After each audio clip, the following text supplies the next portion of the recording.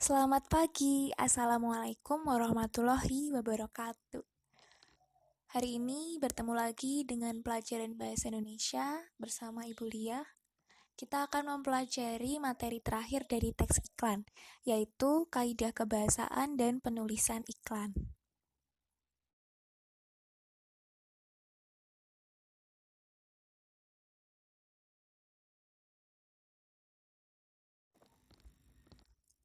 Sebelum masuk ke materi hari ini, Ibu ingin kalian mengingat kembali materi yang sudah diajarkan pada pertemuan sebelumnya. Yang pertama yaitu fungsi iklan. Fungsi iklan dibagi menjadi dua, yaitu fungsi informasional dan fungsi transformasional. Fungsi informasional itu memberitahukan kepada konsumen tentang karakteristik dan manfaat dari suatu produk. Kemudian fungsi transformasional itu berusaha mengubah sikap-sikap yang dimiliki konsumen terhadap merek maupun gaya hidupnya. Kemudian, pola-pola penyajian iklan dibagi menjadi dua, yaitu media cetak dan elektronik. Untuk media cetak, dibagi lagi berdasarkan keluasan ruangan atau space-nya. Yang pertama ada iklan baris, yang berupa baris-baris dan disajikan sangat terbatas. Maka dari itu, bahasanya atau kata-kata yang digunakan itu masih disingkat lagi. Kemudian ada iklan kolom. Iklan kolom ini lebih besar lagi dari iklan baris, kemudian berupa kolom-kolom dan diberikan gambar untuk menarik perhatian. Kemudian yang ketiga, yaitu iklan display. Ini lebih besar lagi daripada iklan kolom, berisi kata-kata dan gambar, foto maupun media grafis. Iklan ini didominasi oleh gambar. Kemudian yang terakhir yaitu iklan advertorial, iklan yang ditulis mirip dengan berita. Kemudian untuk pola penyajian yang elektronik dibagi menjadi dua, yaitu berdasarkan media dan berdasarkan isi. Iklan media, maksud Ibu iklan elektronik, dibagi menjadi tiga berdasarkan medianya, yaitu iklan radio, iklan televisi, dan iklan film. Iklan radio mengandalkan efek suara berupa tuturan, musik, maupun bunyi-bunyi. Sedangkan iklan televisi mengandung unsur suara, gambar, dan gerak, dan iklan film itu disajikan sebelum film diputar atau ditayangkan. Kemudian, berdasarkan isinya, iklan elektronik dibagi menjadi tiga. Yang pertama yaitu iklan pemberitahuan. Iklan ini bertujuan untuk memberitahukan kepada khalayak mengenai peristiwa maupun keadaan. Kemudian, iklan layanan masyarakat yang memberikan penerangan dan penjelasan kepada masyarakat, dan iklan penawaran yang bertujuan untuk menawarkan produk atau jasa.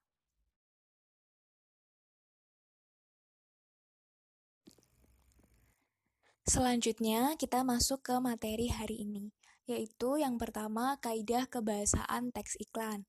Kaidah kebahasaan teks iklan terdiri dari 5, yaitu yang pertama ada persuasif. Persuasif adalah membujuk secara halus agar konsumen yakin dan percaya kepada suatu produk atau gaya hidup yang ditawarkan. Kemudian yang kedua, yaitu imperatif. Imperatif adalah memberi ajakan, permintaan, dorongan, atau larangan.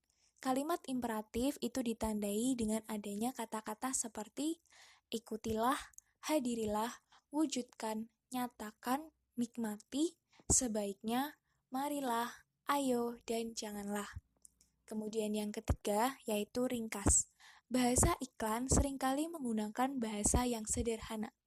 Kalimat yang panjang dan berbelit-belit selalu dihindari dalam iklan agar iklan mudah diingat serta mudah dipahami oleh konsumen.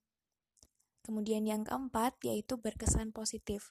Bahasa yang digunakan pada teks iklan sebaiknya dapat menimbulkan kesan positif pada konsumen.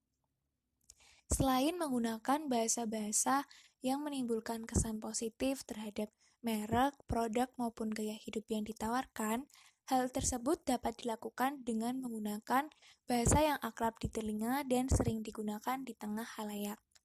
Kemudian yang kelima yaitu berirama, berima, atau puitis. Pilihan kata yang berima dan memiliki banyak persamaan bunyi juga merupakan hal penting dalam bahasa iklan untuk memunculkan kesan keindahan dan menarik konsumen. Yang dimaksud dengan berima adalah adanya pengulangan-pengulangan kata pada akhir kalimat. Misalnya, Ibu memberikan contoh iklan Ramayana yang kemarin sempat hits atau terkenal, yaitu dia menggunakan kalimat-kalimat seperti ini. Kerja lembur bagai kuda dengan akhiran A, sampai lupa orang tua dengan akhiran A juga, oh hati terasa durhaka. Nah, itu termasuk penggunaan kaidah kebahasaan berima. Saat kalian menonton atau mendengarkan iklan, pasti itu akan menarik perhatian konsumen dan juga memberikan kesan keindahan terhadap iklan.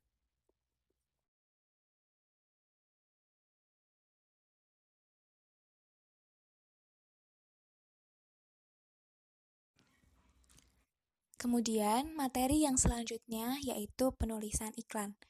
Penulisan iklan terdiri dari dua, yaitu langkah-langkah penulisan dan penyuntingan iklan.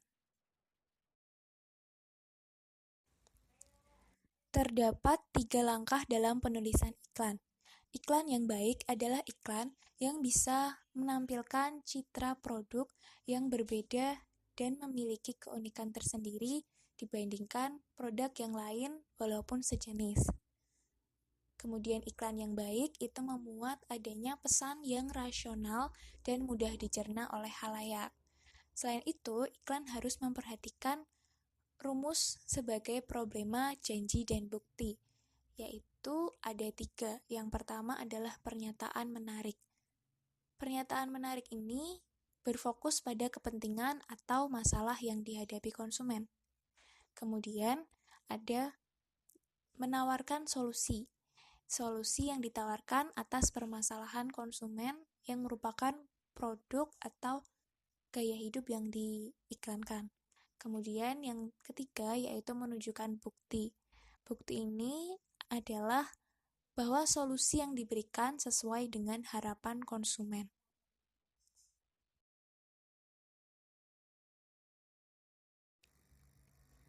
Sekarang, Ibu akan menjelaskan yang dimaksud dengan pernyataan menarik. Iklan dapat dimulai dengan pernyataan yang menarik perhatian dan khalayak, yaitu berfokus kepada masalah konsumen. Misalnya, jika kamu memiliki iklan produk pelangsing, bisa digunakan pernyataan menarik, Anda ingin menurunkan berat badan. Kemudian, jika menjual kursi pijat, bisa digunakan pernyataan menarik, Anda sering stres, ingin mendapatkan ketenangan dalam waktu kurang dari 30 menit. Masing-masing pernyataan menarik ini fokus kepada masalah yang dihadapi konsumen. Produk pelangsing langsung menyebutkan tentang berat badan, kemudian kursi pijat langsung menyebutkan tentang stres.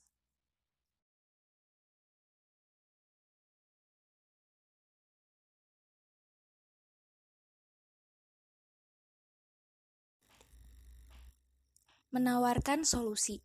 Pada langkah ini, berikan solusi terhadap masalah yang dihadapi oleh konsumen. Misalnya, dalam masalah berat badan, solusi yang dapat ditawarkan adalah penyembuhan non-diet. Cara baru ini bergantung pada pikiran Anda, bukan oleh makanan yang Anda makan. Pikiran dapat menurunkan bobot pakan tawaran solusi dari masalah berat badan, yaitu penyembuhan non-diet dengan pikiran. Masalah yang berbeda akan mendapatkan solusi yang berbeda juga.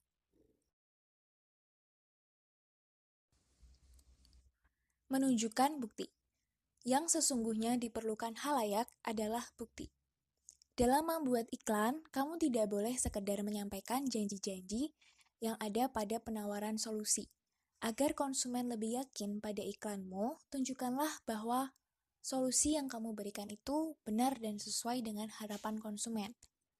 Bentuknya bisa berupa hasil riset maupun mengajukan harga.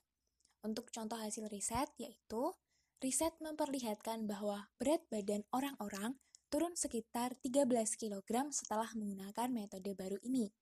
Atau mungkin yang tidak asing di telinga, yaitu 9 dari 10 wanita setuju. Hasil riset ini berupa angka maupun data-data. Kemudian yang kedua yaitu mengajukan harga. Dalam bagian ini, pembuat iklan dapat mengajukan harga pada produk yang ditawarkan. Kemudian dalam bagian ini juga dapat diberikan promosi lain, misalnya potongan harga dan berbagai kemudahan lainnya.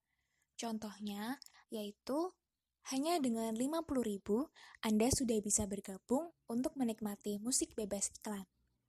Juga bisa dengan contoh, klik di sini untuk membayar sejumlah sekian, dan Anda bisa mengunduhnya sekarang juga. Dua hal itu termasuk jenis menunjukkan bukti mengajukan harga yang sering kalian dengar di platform maupun media internet.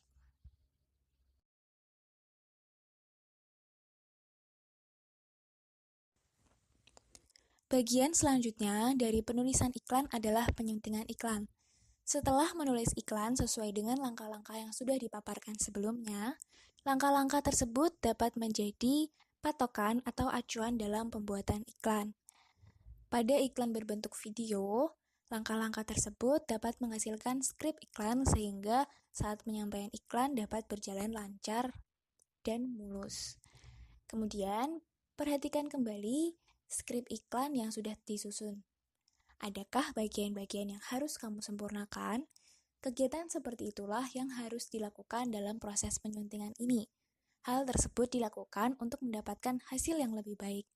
Penyuntingan ini hampir sama dengan kegiatan mengevaluasi.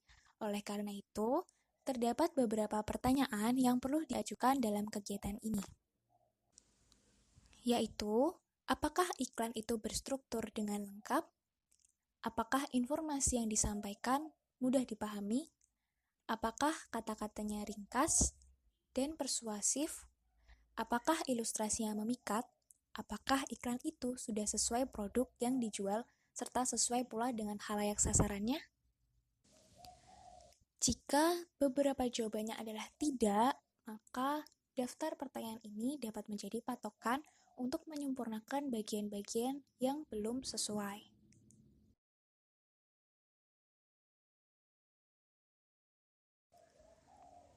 Sekian untuk pembelajaran hari ini. Silakan anak-anak bisa membuka Google Classroom dan mengecek topik bagian tugas, kemudian mengerjakan tugas yang sudah Ibu berikan. Untuk pertemuan selanjutnya, kita akan mempelajari teks baru, yaitu teks eksposisi. Jaga kesehatan dan semangat belajar. Selamat berkreativitas. Ibu akhiri, wassalamualaikum warahmatullahi wabarakatuh.